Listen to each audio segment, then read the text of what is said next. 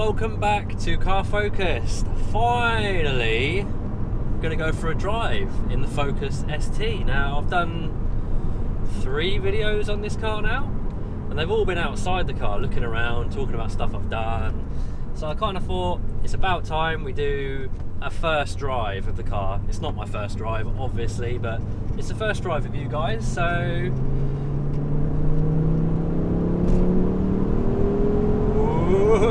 little boot there. Yeah, it's the first drive of you guys. The sun's shining, it's a nice day, apart from the roads. The roads are really manky at the minute. It's just salt everywhere. They're constantly wet, and this car is a state. It's filthy. I think most other cars on the road are the same. I just can't be bothered to clean it because it's literally going to be filthy again like 20 minutes after I've cleaned it. I'm not too worried about salt being on this car. It's a daily, so I'm enjoying it being a dirty daily at the minute. Anyway, so this car, driving it, what's it like? Obviously I've got a Focus RS Mark II. I will just start by saying that they are 2 completely different cars. I mean, my RS has had a couple of tweaks done to it. It's had a stage 1 map, it's got I-backs, spacers, you know, the downpipe, sports car, that kind of thing. So a few bits and bobs just to make it a little bit more sort of ferocious than what it was when it came out of the factory. And my ST is pretty much completely standard. It's got a D-res pipe on the exhaust, and it's got the Mk2 roll restrictor, but other than that it's completely standard. But they are literally like chalk and cheese cars. Inside, obviously the interiors are the same, mainly, apart from the seats, and then the same engine, but obviously the RS has forged internals, a bigger turbo, a different manifold, I think, and the Revo knuckle, all that kind of stuff, and more horsepower. So yeah, the ST is just a way more civilized car to drive, and that's why I chose it as a daily driver. I wanted something with a bit of character. I wanted something that was quite fast, and this car really just ticked all the boxes. And I just love the fact that I'm keeping an older car, not alive, because these cars, you know, still have a few years left in them, but just keeping an older car on the road and just using it as a daily, it's just, I don't know, it just feels like I'm doing something good. And it's quite rewarding when I change bits here and there, and you know, you just feel the difference with the parts you've changed. But yeah, so this car, when I got it, it was, you know, it was half decent, but there were quite a few things that needed addressing. It felt a bit like a sloppy bowl of porridge to drive, mainly because the near side drive shaft was on its way out, and the lower gearbox mount, or the roll restrictor, was completely knackered. So when you'd come off the accelerator, the engine would knock, and it would just feel really horrible, and there'd be vibration when you accelerated, and it just made the car feel, yeah, not great. And obviously because there was a lot of movement in the gearbox, it just wasn't engaging the gears properly, and yeah. But since I've had the roll restrictor changed and the drive shaft done, this car now, it drives beautifully. It's a lovely car to drive. It's nice and smooth. These seats are really comfy. These Recaros are lovely. Obviously I replaced the driver's seat because the previous one was worn. But yeah, I love the heated Recaros, just really nice. And the car is it's quite soft, so it's not really uncomfortable to drive. Long runs, it's just lovely. You just ride the low down torque, just sit back and yeah, enjoy the journey, really. Enjoy the sound of the 5-cylinder as well. But another thing as well, the Sony stereo in this car is quite a bit better, I don't know why, than the Lux 2 stereo that I've got on my RS. Just the sound system in general just sounds much better. These must be different speakers, unless this Sony unit just has more amplification. I don't know, but it's just a better sounding system than what I've got in the RS. So yeah, I'm really enjoying my time with this car. It's almost where I want it to be now. I've just got to change the discs and pads, which we're doing tomorrow. Probably do a video on that as well. So we're doing discs and pads all round, because at the moment the front discs are slightly warped, so when you do sort of brake up to a junction, you will get this sort of warped kind of feel. It's not major, but it's just another thing that will just need ironing out, and once that's changed, we're pretty much going to be there, guys. Like, the car is going to be pretty much where I want it to be in terms of a nice comfy daily driver. Right, I'm going to turn right here. I'm hoping we can just quickly get on a nice bit of quiet road and we can start just to talk about the power of this thing as well.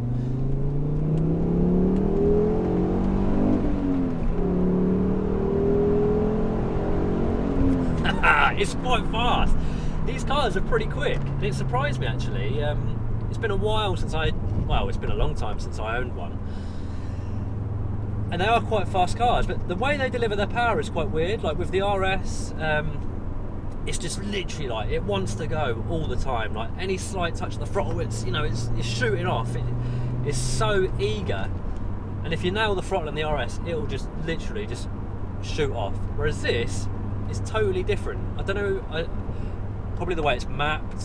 Obviously the turbos are different, but so it's got 2 stages of boost. This car. So you've got quarter of the way up the gauge. Is kind of where it goes when you just accelerate normally, and then it will go halfway up the gauge, which is full boost on this map, on the standard map. And that comes in. You have to nail the throttle, wait a couple of seconds, and then you'll hear the turbo spool up, and you'll get a full boost, and off it goes. But it's kind of weird. It can kind of catch you out. So if you do want to just get off and go quickly, you've got to be higher up in the revs and in the right gear. You can't just be sort of lower down in the rev range and just get that immediate power. So like the other day I had some guy in a Seat lay on. It wasn't anything special, but I was in 5th and he having a little play. He come up next to me and I put my foot down in 5th, and it was sort of like nothing was happening, and then he was staying with me. And then when the turbo actually kicked in, the car then took off, and obviously I left it. But you just got to be in the right gear at the right time. So I think did you hear the pop there? Nice pop. I think it's about 4,000 revs with the throttle pinned to the floor, where that boost will spike up and the car will take off. But before that, you're just riding the low down torque. And I remember the first ST I had, I remember it feeling really torquey, but I think now because I'm used to the additional torque in the RS, this doesn't feel massively torquey at low revs. Maybe it's because as I say, I'm just used to the RS, but I mean it does go, but until you get that spike of boost, it's nothing special. So it's kind of got 2 personalities. It's a bit Jekyll and Hyde. So before that boost kicks in, it's just a normal Focus, and then when you do get the spike of boost there, you know that you drive in the ST. But keep it in the power band. It's a quick car, and like I say, it surprised me just how nippy it actually is. But yeah, you can really hear the turbo spool on this as well. Like you don't really get that on the RS. You can hear it going like spooling up. But the way that it sounds, obviously I've said it's got the D-Res pipe. I'd say it's a pretty good mod to do if you're on a budget, if you just want to literally cut the resonator out and stick a pipe in there. It does kind of unlock that 5-cylinder sound. It's a little bit drony, I do notice it, but it's nothing massive, it's nothing major. And you do get nice little pops, and you retain the OEM look as well. And I want to keep this car looking pretty standard, so for me it suits me down to the ground until the exhaust needs changing. I'm just going to keep it as it is. But yeah guys, it's like this car is perfect. Okay, so the one downside, it's quite a big one for some people, is the fuel consumption.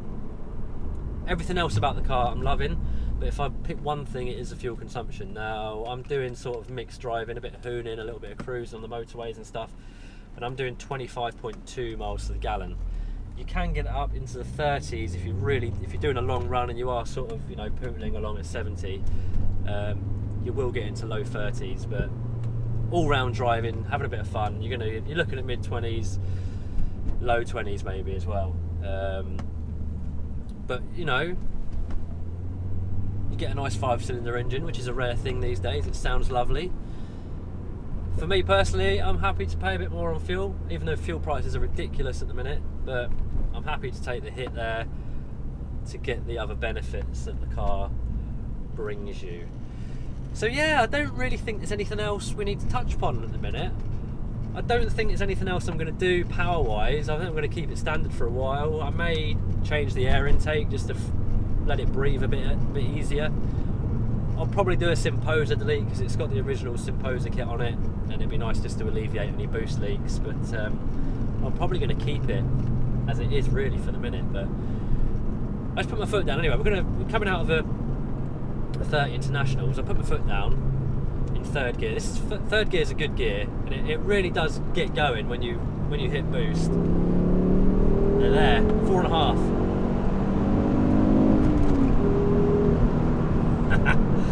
I love it, man. I love it. It is a really nice compromise as a daily, basically. Like, I wouldn't want to daily the RS. It would be a bit too hardcore as a daily driver, but this, it's got a bit of class to it. It's a bit of a sleeper. This particular car looks quite it looks quite subtle, 5-door as well, and it's just, I'm loving the car, guys. I'm loving the car. I'm going to keep it for a while. I might just keep it until it dies, just see how long I can get. I've paid for it, it's all mine. Yeah, so if you're thinking about getting a Focus ST Mark II as a daily, just do it. Just do it, guys. These cars, they're not going to be around for much longer. This type of vehicle, they're trying to get these off the road now. We're going towards hybrid, electric, a big 2.5 cylinder turbo engine, you know, other than a new Audi RS3, which is ridiculous money, is going to be a thing of the past. So if you're looking at these cars now, just get it done. Get it done while you still can. Get out, enjoy it, show it off, and then in years to come you can look back and you can say, yeah, I'm glad I went for that car in the end. I've got no regrets. Anyway, guys, that's it. Just a quick impromptu video, just me nattering on, not scripted. Yeah. Until the next one, take care. By the way, let me know what you want to see with the car. You know, anything else you want to see, I'll happily go out and do it. I will do a detailed comparison video with the RS at some point. We'll get them both out side by side. We'll do sound tests. We'll do detailed power test. You know, we'll do everything. But that will come probably in the summer. But in the meantime, I'll still document stuff with the car, mods and stuff. But yeah, if there's anything you want to see, let me know. Anyway, I really am yabbering on. So until the next video, guys, as always, take care, and I shall see you soon.